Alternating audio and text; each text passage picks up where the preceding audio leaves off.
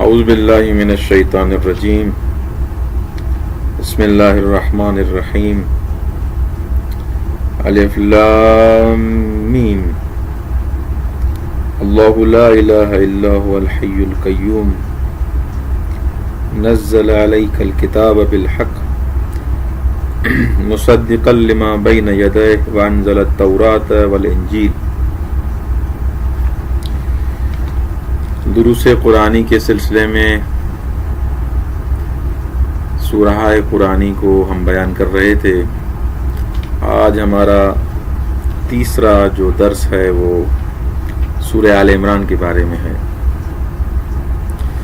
سورہ آل عمران قرآن کا تیسرا اور مدنی سورتوں میں سے ہے، جو قرآن کے تیسرے اور چوتھے پارے میں واقع ہے۔ اس سورہ میں حضرت عمران اور ان کے خاندان کا ذکر آیا ہے، اسی مناسبت سے اس کا نام آل عمران رکھا گیا ہے۔ سورہ آل عمران کا اصلی موضوع مومنین کو دشمن کے مقابلے میں اتحاد اور صبر کی تلقین کی گئی ہے۔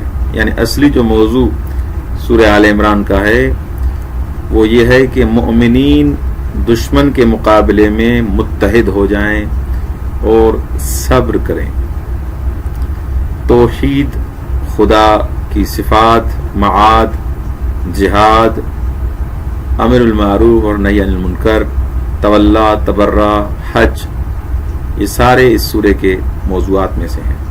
اس کے علاوہ سورہ آل عمران میں حضرت آدم علیہ السلام، حضرت نوح علیہ السلام، حضرت ابراہیم، حضرت موسیٰ اور حضرت عیسیٰ علیہ السلام جیسے انبیاء اور حضرت مریم علیہ السلام کی داستان کے ساتھ ساتھ جنگ احد، جنگ بدر کے واقعات کو بھی عبرت کے حساب سے بیان کیا گیا ہے۔ آیت اعتصام، آیت محکم و متشابہ، آیت قزم غیظ، آیت مباہلہ، آیت ربنا، یہ آیات سورہ آل عمران کی مشہور آیات میں سے ہیں۔ اس سورہ کے کئی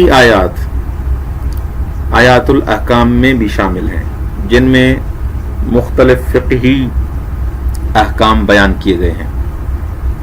سورہ آل عمران کی فضیلت کے بارے میں آیا ہے کہ جو شخص سورہ آل عمران کی تلاوت کرے، خداوند متعال ہر آیت کے بدلے میں پل صراط سے عبور کرنے کا پروانہ عطا کرے گا۔ سبحان اللہ۔ اس سورہ کا نام جیسے میں نے عرض کیا کہ آل عمران اس لیے رکھا گیا ہے کہ اس کی 2 آیتوں میں لفظ عمران آیا ہے۔ آیت نمبر 33 میں آل عمران، جبکہ آیت نمبر 35 میں حضرت مریم کے والد ماجد عمران کا تذکرہ آیا ہے۔ اس سورت کا ایک اور نام سورہ طیبہ ہے، جس کے معنی آلودگیوں اور اتہامات سے پاک و منزہ کیا ہے، اور اس سے حضرت مریم علیہ السلام کی پاک دامنی اور گناہوں سے مبرہ ہونے کی طرف اشارہ ہے۔ اس سورہ کے ترتیب نزول اور محل نزول کے حساب سے سورہ آل عمران مدنی سورتوں میں سے ہے، اور ترتیب نزول کے اعتبار سے 89 مرحلے پر ہے، جبکہ مصحف کی موجودہ ترتیب کے اعتبار سے قرآن کا تیسرا سورہ ہے، اور قرآن کے تیسرے اور چوتھے پارے میں یہ سورہ واقع ہے۔ آیات کی تعداد کے حساب سے سورہ آل عمران میں ٹوٹل 200 آیات ہیں، اور 3508 کلمے ہیں، اور 14984 حروف ہیں اس سورہ آل عمران میں۔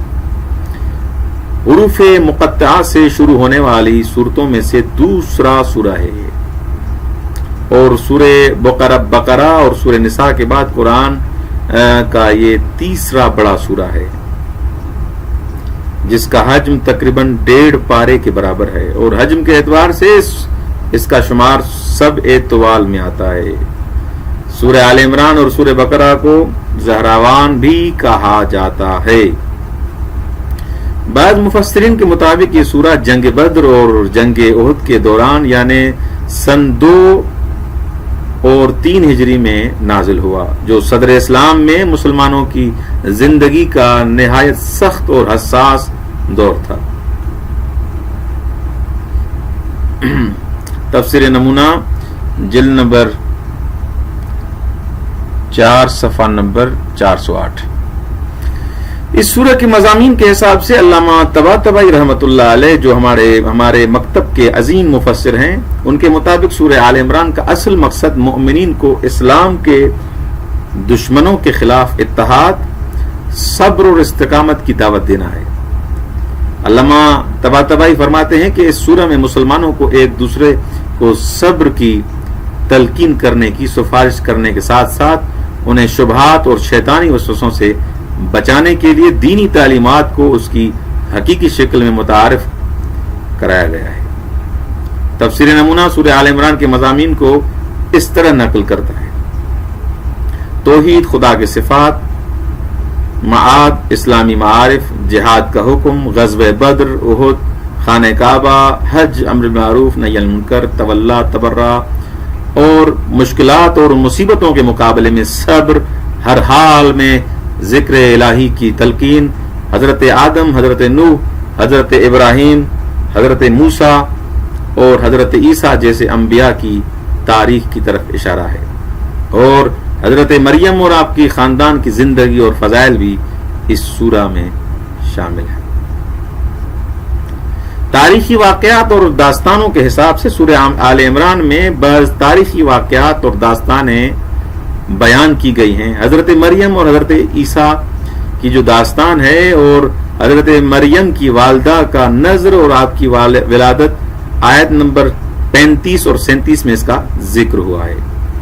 اولاد کے لیے حضرت زکریا کی دعا اور حضرت یحییٰ کی ولادت آیت نمبر 38 سے 41 تک، حضرت مریم کا انتخاب آیت نمبر 41 سے آیت نمبر 44 تک، حضرت عیسیٰ کی ولادت آیت نمبر 45 سے آیت نمبر 47 تک، اور حضرت عیسیٰ کی نبوت، معجزات اور ان کے حواری، آسمان پر عروج آیت نمبر 48 سے آیت نمبر 55 تک۔ مباہلے کے بارے میں پیغمبر اسلام کا نجران کے ساتھ جو عیسائیوں سے مناظرہ اور جھوٹوں پر خدا کی لعنت کے حساب سے جو مباہلہ ہوا تھا وہ آیت نمبر 61 میں اس کا ذکر ہے۔ مکے میں خانہ کعبہ کی تعمیر کا ذکر بھی اس سورہ آل عمران میں موجود ہے، جو آیت نمبر 96، 97، 96 اور 97 میں موجود ہے۔ جنگ احد کا ذکر بھی سورہ آل عمران میں ہے، جس کا آیت نمبر 121، آیت نمبر 122، 152، 153، 154، 166، 168 اور 172 میں ان آیات میں جنگ احد کا ذکر ہے۔ جنگ بدر اور ملائکہ کی مدد اور امداد کیسے پہنچی، ان کا بھی ذکر آیا ہے سورہ آل عمران میں 123 اور 126۔ اس سورہ کی بعض آیتوں کے شان نزول کو ہم مختصراً بیان کریں گے۔ سورہ آل عمران کی تقریباً 50 آیتوں کی شان نزول بیان کیے گئے ہیں، جن میں سے بعض کی طرف ہم اشارہ کر رہے ہیں۔ پیغمبر اکرم اور نجران کے عیسائیوں کے درمیان جو گفتگو ہوئی ہے، علامہ طبرسی تفسیر مجمع البیان میں ربیع بن انس سے نقل کرتے ہوئے لکھتے ہیں کہ سورہ آل عمران کی پہلی 80 آیتیں جو ہیں نجران کے عیسائیوں کے بارے میں نازل ہوئی ہیں، جن کی قیادت ان کے 3 بزرگان کر رہے تھے، جن کا نام عاقب، ایہم اور ابو حارثہ بن علقمہ بتایا جاتا ہے، جو پیغمبر اسلام صلی اللہ علیہ وآلہ وسلم سے گفتگو کرنے مدینے آئے تھے۔ اس بیان کے مطابق یہ لوگ نماز عصر کے بعد پیغمبر کی خدمت میں حاضر ہوئے اور اسلام اور حضرت عیسیٰ سے متعلق بعض جو گفتگو ہوئی اس میں پیغمبر کے دلائل کے سامنے جواب نہ دے سکے اور خاموش ہو گئے۔ اس گفتگو کے بعد سورہ آل عمران کی ابتدائی 80 سے زیادہ آیتیں نازل ہوئیں۔ یہ بیان تھا علامہ طبرسی کا مجمع البیان میں۔ یہودیوں اور مشرکین کی جو نابودی ہے اس کے بارے میں سورہ آل عمران کی آیت نمبر 12، قُلْ لِلَّذِينَ كَفَرُوا سَتُغْلَبُونَ وَتُحْشَرُونَ إِلَىٰ جَهَنَّمَ وَبِئْسَ الْمِہَادُ۔ ترجمہ: اے رسول کافروں سے کہہ دو کہ انقریب تم اہل اسلام کے مقابلے میں مغلوب ہو گئے اور جہنم کی طرف محشور ہو گئے، اور وہ کیا آرام گاہ ہے، وہ کیا بری آرام گاہ ہے، وَبِئْسَ الْمِہَادُ، اور وہ کیا بری آرام گاہ ہے۔ اس کے شان نزول کے بارے میں آیا ہے کہ جب جنگ بدر میں مسلمانوں کو فتح نصیب ہوئی تو مدینے کے یہودیوں نے کہا کہ یہ پیغمبر وہی ہیں جن کی بشارت توریت میں دی گئی ہے، بس ان پر ایمان لانا چاہیے۔ لیکن ان میں سے بعض نے کہا کہ صبر کریں، اور ان کی بعض مزید جنگوں کا مشاہدہ کرتے ہیں۔ جب جنگ احد میں مسلمانوں کو شکست ہوئی تو یہودی شکست شک و تردید میں پڑ گئے، اور کعب بن اشرف یہودیوں کے بعض اکابرین کے ساتھ مکہ چلا گیا اور ابو سفیان کے ساتھ مسلمانوں کے خلاف مشترکہ اقدام کرنے کی حامی بھی بھر لی۔ یہ آیت ان کے اس اقدام کی مذمت میں نازل ہوئی ہے۔ یہ مجمع البیان میں بھی اس کا ذکر ہے اور دوسری کتابوں میں بھی اس کا ذکر ہے۔ آیت مباہلہ، دو عیسائی راہب عاقب اور سید نیز نجران کے عیسائیوں کی اس جماعت کے بارے میں نازل ہوئی جو پیغمبر کے پاس آئے تھے اور مختلف امور پر بحث و گفتگو کے بعد اسلام لانے سے انکار کیا، اور آپس میں یہ طے پایا کہ ایک دوسرے پر لعنت کریں گے تاکہ جھوٹوں پر خدا کا عذاب نازل ہو۔ دوسرے دن پیغمبر اسلام امام حسن علیہ الصلوۃ والسلام، امام حسین علیہ السلام، حضرت فاطمہ زہرا سلام اللہ علیہا اور امام علی کے ہمراہ مباہلے کے لیے صحرا تشریف لے آئے۔ جب مسیحیوں نے یہ منظر دیکھا تو مباہلہ کرنے سے انکار کر دیا اور پیغمبر اکرم صلی اللہ علیہ وسلم کو جزیہ دینے پر راضی ہو گئے۔ احادیث میں آیا ہے کہ پیغمبر اکرم نے فرمایا اگر عیسائی مباہلہ اور لعن کرتے تو ان پر آگ کی بارش ہو جاتی۔ سبحان اللہ۔ یہودیوں کا ایمان لانا اور مرتد ہونا، سورہ آل عمران کی آیت نمبر 72، وقالت طائفۃ من اہل الکتاب آمنوا بالذی انزل علی الذین آمنوا وجہ النہار واکفروا آخرہ لعلہم یرجعون۔ ترجمہ اہل کتاب کا ایک گروہ، ترجمہ اہل کتاب کا ایک گروہ اپنے لوگوں سے کہتا ہے کہ جو کچھ مسلمانوں پر نازل ہوا ہے اس پر صبح کے وقت ایمان لے آؤ اور شام کے وقت انکار کر دو، شاید اس ترکیب سے وہ مسلمان اپنے دین سے پھر جائیں۔ اس کے بارے میں آیا ہے کہ خیبر میں مقیم یہودیوں میں سے 12 افراد نے مسلمانوں کو اسلام کی تعلیمات سے متعلق شک و تردید میں مبتلا کرنے کا فیصلہ کیا۔ انہوں نے آپس میں یہ طے کیا کہ صبح کے وقت محمد مصطفیٰ صلی اللہ علیہ وسلم کے لائے ہوئے دین پر ایمان کا اظہار کریں گے اور شام کو یہ کہہ کر اسلام سے روگردانی اختیار کریں گے کہ قرآن میں غور و فکر اور اپنے علماء کے ساتھ صلاح مشورے کے بعد اسلام کے باطل ہونے اور محمد مصطفیٰ صلی اللہ علیہ وآلہ وسلم کے جھوٹے ہونے پر یقین ہو گیا ہے، العیاذ باللہ۔ یوں محمد مصطفیٰ صلی اللہ علیہ وسلم کے اصحاب جو ہمیں اہل کتاب اور عالم مانتے ہیں اپنے اعتقادات میں شک کرنے لگیں گے اور ہمارے دین پر ایمان لے آئیں گے۔ خداوند متعال نے اس آیت کے ذریعے پیغمبر اکرم صلی اللہ علیہ وآلہ وسلم اور مسلمانوں کو یہودیوں کی اس مکر و فریب سے آگاہ کر دیا۔ سبحان اللہ۔ مشہور آیات میں سے سورہ آل عمران کی آیت نمبر 7 محکم اور متشابہ، آیت نمبر 26، آیت نمبر 61 مباہلہ اور آیت نمبر 103 اعتصام کے نام سے اس سورہ کی مشہور آیات میں سے شمار ہوتی ہیں۔ آیت محکم اور متشابہ، هو الذی انزل علیک الکتاب منہ آیات محکمات ہن ام الکتاب واخر متشابہات۔ ترجمہ یعنی وہ وہی ہے جس نے آپ پر ایسی کتاب نازل کی جس میں کچھ آیتیں تو محکم ہیں جو کتاب کی اصل و بنیاد ہیں اور کچھ آیتیں متشابہ ہیں۔ اس آیت میں قرآن کی آیتوں کو محکم اور متشابہات میں تقسیم کے حساب سے بیان کیا گیا ہے۔ متشابہ ان آیات کو کہا جاتا ہے جن کا کوئی واضح اور آشکار مفہوم نہ ہو۔ متشابہ اس آیت کو کہا جاتا ہے جس کا واضح، صاف اور آشکار مفہوم نہ ہو۔ اسی وجہ سے منحرف افراد ان آیات سے سوء استفادہ کرتے تھے۔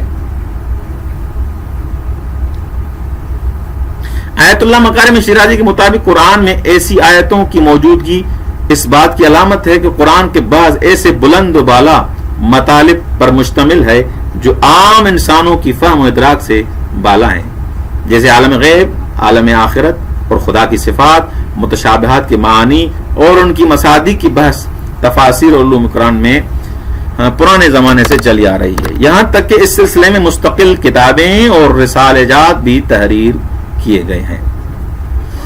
آیت دین حق یہ بھی مشہور آیات میں سے ہے جو سورہ آل عمران کی مشہور آیت ہے، ان الدین عند اللہ الاسلام، جس پر خطیب حضرات پورے عشرے کے عشرے پڑھتے ہیں، بے شک خدا کے نزدیک سچا دین صرف اسلام ہے۔ علامہ طباطبائی رحمۃ اللہ علیہ فرماتے ہیں اس آیت میں اسلام سے مراد اس کے لغوی معنی ہے جو اور اس سے اس بات کی طرف اشارہ ہے کہ تمام الہی ادیان کا مقصد اور ہدف ایک ہی ہے اور وہ خدا کی اطاعت اور اس کی بندگی ہے۔ تفسیر نمونہ میں بھی اسلام سے مراد اطاعت اور تسلیم ہے اور فرماتے ہیں کہ خدا کے نزدیک بھی دین اور شریعت کی حقیقت خدا کے احکام کے سامنے سر تسلیم خم کرنا ہے۔ الاسلام هو التسلیم، یعنی اسلام کے سامنے سر تسلیم خم کرنا۔ اس بنا پر پیغمبر اسلام صلی اللہ علیہ وسلم کی شریعت کو اسلام کہا جاتا ہے جو خدا کے بھیجے ہوئے ادیان میں آخری اور سب سے پسندیدہ دین ہے، ورنہ ایک طرح سے دیکھا جائے تو تمام الہی ادیان اسلام ہے۔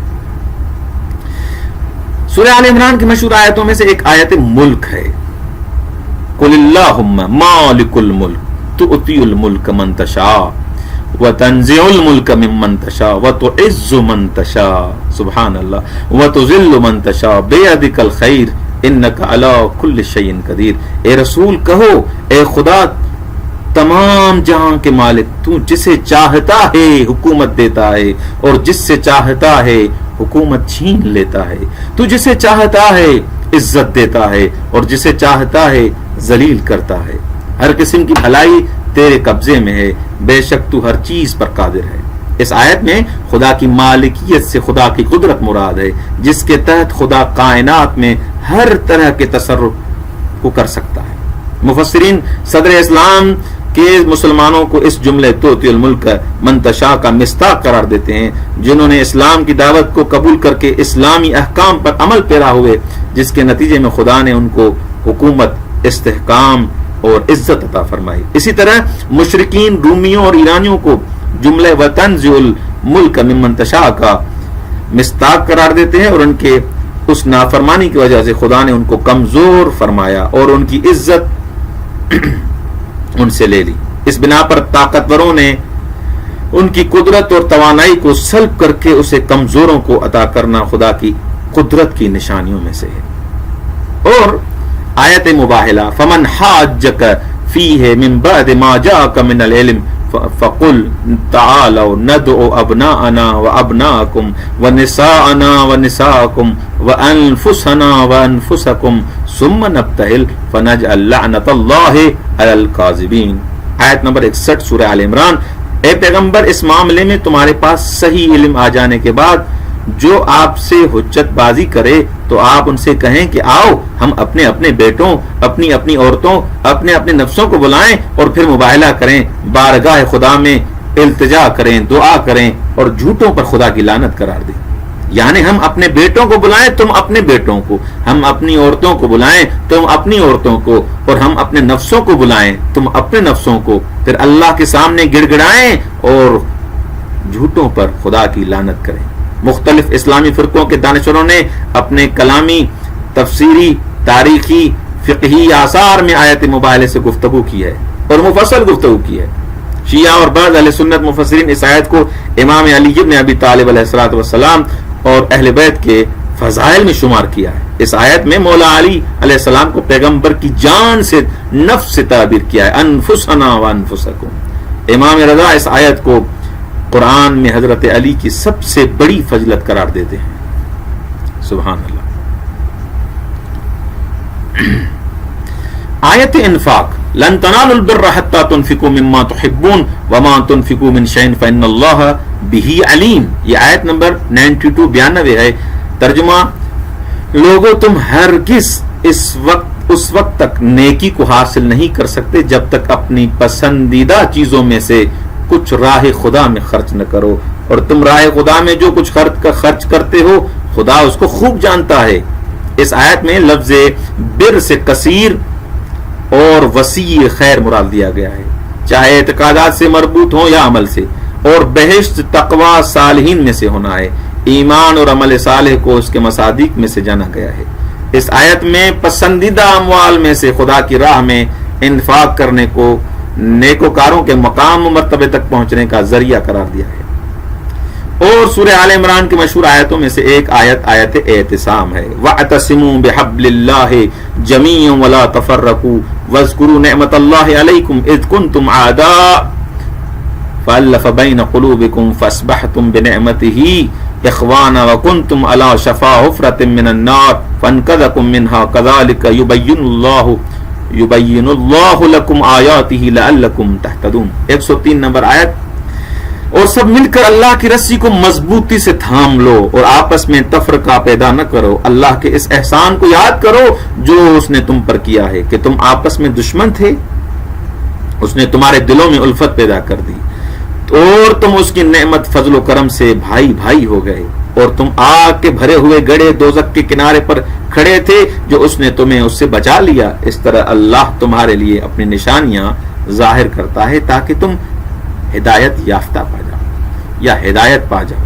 مفسرین کے مطابق یہ آیت مسلمانوں کو اتفاق و اتحاد اور ہر قسم کی تفرقے اور اختلاف سے مقابلے کرنے کی دعوت دیتی ہے۔ اس آیت میں خداوند متعال محبت اور برادری کو آگ کے کنویں سے مسلمانوں کی نجات کا ذریعہ قرار دیتے ہیں۔ یہاں پر آگ سے مراد جہنم کی آگ نہیں ہے، بلکہ اس سے مراد اسلام سے پہلے اوس و خزرج کے درمیان لڑی گئی مدتوں پر محیط قبائلی جنگ ہے، جسے خدا نے اسلام کے ذریعے محبت و الفت میں تبدیل کر دیا۔ سبحان اللہ۔ یوں ان کی دشمنی اسلام کی بدولت اخوت اور بھائی چارے میں تبدیل ہو گئی اور جنگ کی آگ خاموش ہو گئی۔ ایک آیت جو سورہ آل عمران کی مشہور وہ آیت مغفرت ہے، وَسَارِعُوا إِلَىٰ مَغْفِرَةٍ مِّن رَّبِّكُمْ وَجَنَّةٍ عَرْضُهَا السَّمَاوَاتُ وَالْأَرْضُ أُعِدَّتْ لِلْمُتَّقِينَ، اور تیزی سے دوڑو اپنے پروردگار کی طرف سے بخشش اور اس کی بہشت کی طرف جس کی چوڑائی تمام آسمانوں اور زمین کے برابر ہے، جو پرہیزگاروں کے لیے تیار کیا گیا ہے۔ اس آیت میں مغفرت الہی تک پہنچنے کے لیے ایک دوسرے پر سبقت لے جانا اور تیزی کرنے سے مراد مغفرت کے اسباب اور عوامل کی حصول میں کوشش کرنا، ایسے نہیں کہ دوڑ لگانی ہے تم آگے چلے جاؤ میں پیچھے، یہ مراد نہیں ہے، بلکہ مقدمات فراہم کرنے ہیں، مغفرت طلب کرنی ہے۔ ایک آیت جو مشہور ہے سورہ آل عمران کی، وہ آیت کظم غیظ ہے، الذین ينفقون فی السراء والضراء والکاظمین الغیظ والعافین عن الناس واللہ یحب المحسنین۔ یہ 3 مرحلے ہیں، والکاظمین الغیظ والعافین عن الناس واللہ یحب المحسنین۔ وہ پرہیزگار جو خوشی اور بدحالی غرض ہے کہ ہر حال میں راہ خدا میں مال خرچ کرتے ہیں، جو غصے کو پی جاتے ہیں اور لوگوں کے قصور کو اور غلطیوں کو معاف کر دیتے ہیں، اور اللہ بھلائی کرنے والوں سے، احسان کرنے والوں سے محبت کرتا ہے۔ اس آیت میں خدا کی مغفرت کے حصول میں کوشاں ان پرہیزگاروں کی بعض خصوصیات کا تذکرہ آیا ہے، من جملہ ان صفات میں سے غصے پر کنٹرول کرنا ہے۔ سورہ آل عمران کی جو مشہور آیتیں ہیں ان میں سے 169 جو شہداء کے بارے میں ہے، وَلَا تَحْسَبَنَّ الَّذِينَ قُتِلُوا فِي سَبِيلِ اللَّهِ أَمْوَاتًا بَلْ أَحْيَاءٌ عِندَ رَبِّهِمْ يُرْزَقُونَ، اور جو لوگ اللہ کی راہ میں مارے گئے ہیں انہیں ہرگز مردہ نہ سمجھو، بلکہ وہ زندہ ہیں، اپنے پروردگار کے یہاں رزق پا رہے ہیں۔ اس آیت میں شہداء کے عظیم مقام کی طرف اشارہ کرتے ہوئے موت کے بعد بھی ان کے زندہ ہونے اور اپنے پروردگار کے پاس زندگی کے اعلی ترین رتبے پر فائز ہونے کے بارے میں گفتگو کی گئی ہے۔ یہ آیت من جملہ ان آیات میں سے ایک ہے جو حضرت عباس کے موجودہ زرعی تاریخ نسب 2017 پر لکھی ہوئی ہے۔ وہ آیات جو مشہور ہیں ان میں سے آیات ربنا انک من تدخل النار فقد اخزیتہ وما للظالمین من انصار۔ ربنا اننا سمعنا منادیا ینادی للایمان ان آمنوا بربکم فآمنا ربنا فاغفر لنا ذنوبنا وکفر عنا سیئاتنا وتوفنا مع الابرار ربنا وآتنا ما وعدتنا علی رسلک ولا تخزنا یوم القیامہ انک لا تخلف المیعاد۔ اے ہمارے پروردگار، بے شک جسے تو نے دوزخ میں داخل کر دیا اسے تو نے ذلیل رسوا کر دیا، اور ظالموں کے لیے کوئی یار و مددگار نہیں۔ اے ہمارے پروردگار، ہمارے گناہوں کو بخش دے، ہماری برائیاں مٹا دے اور دور فرما، نیکوکاروں کے ساتھ ہمارا خاتمہ فرما۔ پروردگارا، تو نے ہم سے اپنے رسولوں کی زبانی جو وعدے کیے ہیں وہ ہمیں عطا فرما۔ قیامت کے دن ہم کو رسوا نہ فرمانا، تو کبھی وعدہ خلافی نہیں کرتا۔ 192 194 192 اور 193 اور 194 یہ آیات ربنا کے حساب سے مشہور ہیں۔ یہ آیتیں بعض قرآنی دعاؤں کا مجموعہ ہیں جو لفظ ربنا سے شروع ہوتی ہیں اور خدا مومنین کی زبانی ان کی حاجتیں بیان کرتے ہیں۔ پہلی آیت میں مومنین جہنم سے بھی زیادہ رسوائی اور ضلالت سے خوف محسوس کرتے ہیں۔ یہی وجہ ہے کہ باعزت لوگ اپنی عزت اور آبرو کی حفاظت کی خاطر سب کچھ دینے اور ہر قسم کے رنج و الم برداشت کرنے کے لیے تیار رہتے ہیں۔ قیامت کے دن بھی سب سے دردناک عذاب خدا کی بارگاہ میں ہونے والی رسوائی بیان کی گئی ہے۔ دوسری آیت میں منادی سے مراد پیغمبر اسلام ہے جو لوگوں کو ایمان کی طرف دعوت دیتے ہیں، اور مومنین اس دعوت کو قبول کرنے کے ذریعے گناہوں کی مغفرت اور دیگر تشویقی اجر و ثواب کے مستحق قرار پاتے ہیں، جن کی اور ان کی وعدے کو جو ان کو وعدہ دیا گیا ہے۔ دوسری مشہور آیتوں میں سے سورہ آل عمران کی بعض مزید آیتوں کو مشہور آیتوں میں شمار کیا جاتا ہے، لیکن وقت کی قلت کے حساب سے ہم ان کو بیان نہیں کر رہے، لیکن اشارہ کر رہے۔ آیت نمبر 3 آسمانی کتابوں میں جملہ تورات اور انجیل کی تصدیق کے حوالے سے، آیت نمبر 27 دن اور رات کی تخلیق کے حساب سے، اور سورہ آل عمران کی آیت نمبر 144 پیغمبر اکرم صلی اللہ علیہ وسلم کی رحلت کے بعد جاہلیت کی طرف لوٹنے سے منع، آیت نمبر 159 پیغمبر اسلام کی اخلاق حسنہ کے بارے میں، اور آیت نمبر 164 مومنین پر خدا کی طرف سے عطا ہونے والے احسان، آیت نمبر 185 تمام انسانوں کا موت کا مزہ چکھنے کے بارے میں کہ ہر انسان کو موت آئے گی، اور آیت نمبر 191 ہر حالت میں ذکر خدا کی ضرورت کو بیان کیا گیا ہے۔ آیات الاحکام بھی جیسے ہم نے سورہ بقرہ کے لیے بیان کیا تھا، اس میں بھی آیات الاحکام موجود ہے۔ قرآن کی وہ آیات جن میں آیات الاحکام ان کو کہا جاتا ہے، یعنی قرآن کی وہ آیات جن میں شرعی احکام بیان کیے گئے ہیں یا ان آیات سے حکم شرعی استنباط کیا جاتا ہے، خوب آیات الاحکام کہلاتے ہیں۔ فقہا سورہ آل عمران کی بعض آیات سے بھی احکام شرعی استنباط کرتے ہیں۔ آیت نمبر 90 یا 90 مرتد کی توبہ قبول نہ ہونے کے بارے میں، آیت نمبر 96 ساکن حرم کی امنیت اور تمام انسانوں پر حج کے واجب ہونے کے بارے میں بیان کیا۔ آیت نمبر 130 سود کی حرمت کے بارے میں ہے کہ ربا اور بیاج، یہ جو ربا ہے اور سود خوری ہے یہ حرام ہے، جو یا ایھا الذین آمنوا لا تأکلوا الربا اضعافا مضاعفا۔ تبرسی میں تفسیر مجمل بیان میں آیت اللہ تبرسی بیان فرماتے ہیں کہ پیغمبر اکرم صلی اللہ علیہ وآلہ وسلم سے ایک حدیث نقل ہے کہ جس کے مطابق جو شخص بھی سورہ آل عمران کی تلاوت کرے خداوند عالم اس کی ہر آیت کے بدلے میں اس شخص کے لیے پل صراط سے عبور کرنے کا پروانہ عطا فرماتا ہے۔ پیغمبر اکرم صلی اللہ علیہ وآلہ وسلم سے منقول ایک اور حدیث میں آیا ہے کہ جو شخص سورہ آل عمران کو جمعے کے دن پڑھے تو اس دن سورج غروب ہونے تک خدا اور فرشتے اس شخص پر درود اور سلام بھیجتے ہیں۔ والسلام علیکم ورحمۃ اللہ وبرکاتہ۔